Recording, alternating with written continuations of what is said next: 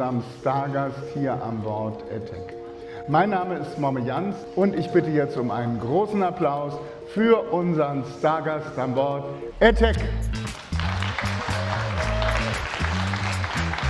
Hello. Hello. Welcome on board again. It's not you're an international star and you have a lot of big shows worldwide, so it's a pleasure that you find the time to come here. What do you like on Aida? Well, I mean, I love going to all the wonderful places that Aida goes to, of course, but also, we talked a little bit about this before. My paintings are my children, and most of the time, I don't know where they go in the world. So it's really great to connect with people. As people collect my work, I collect new friends, but it's great to meet the people, and I am assured that my paintings have found a good home. To start with, you graduated on the School of Visual Art in New York.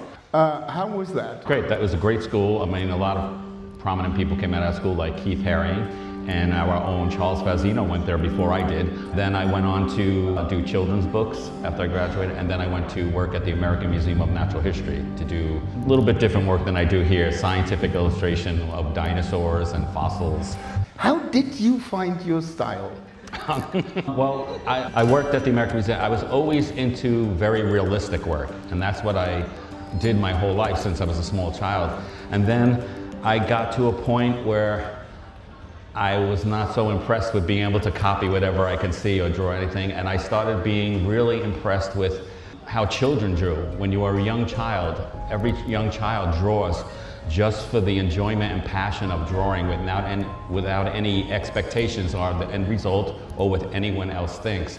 And I was trying to get back in myself that place where you draw with a pure heart. It's like your figures, they have a soul, like they speak to the people, they have a character, and this is very, very special. Yeah, and I hope my work actually touches the child in everyone. In every adult, it brings back that same feeling. You started with Max, the dog, and then other animals became part of the family.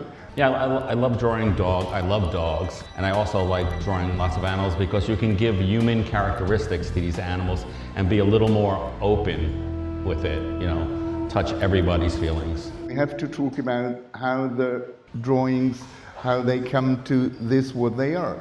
You start with a sketchbook, do you?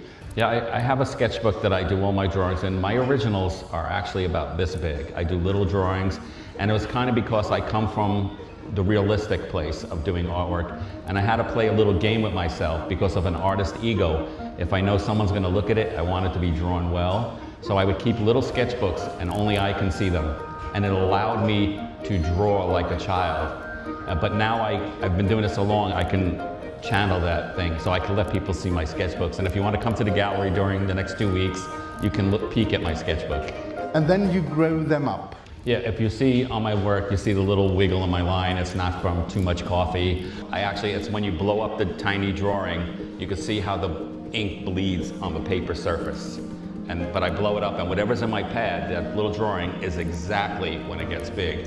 I don't allow myself to fix or change anything. You try to speak German? Genau. That's the limit of my German. I've been trying to learn, and when I travel, I learn a bunch of new words, and then I go back, I forget a couple and come back. But I've actually hurt myself on a couple of your words. They're very long. I said, if I move to Germany permanently, I will become a sign maker and charge by the letter. You brought something today because we have Valentine's Day tomorrow. Yeah, I do a project called Random Acts of Art, where wherever I travel around the world, I will leave art for people to find or give it to them in person. And all I ask in return is that you do something nice in return. And I hope it creates a little bit of a ripple effect in the world of people doing nice things. So I finished that project. I gave over 1,000 away. That's my goal. But now for Valentine's Day, I figured I brought some Valentine's hearts on board. I'd like to, for that Valentine's Day, to give these 2 away right now. Is that okay? You can do that. I see 2 beautiful women in the audience, so. Verschenkt die jetzt. Right now. These 2. Let's do it.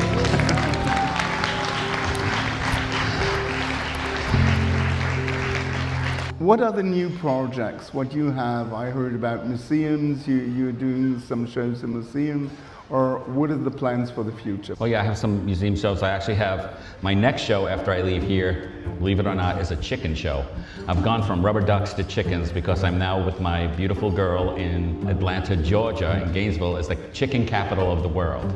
So I have to do some chicken paintings, and we're also going to do museum shows down there. I just did a Jim Henson show of the Muppets, and we're going to do a museum Muppet show. And actually, you spoke of my animals, my dog, who's named Max, who you'll see in a lot of my paintings. Well, not this one, but you'll see my dog Max in paintings, and we have Max and Popcorn puppets. You'll probably see us on board with puppets. We're doing some stuff with them. We're going to do a show with them. We have new puppets made by German puppet makers coming of them, and we're going to do some songs and some books and some shows with them. It's always a pleasure to have you around. It's a pleasure to be here. Thank you very much. Thank you. For a tag picture.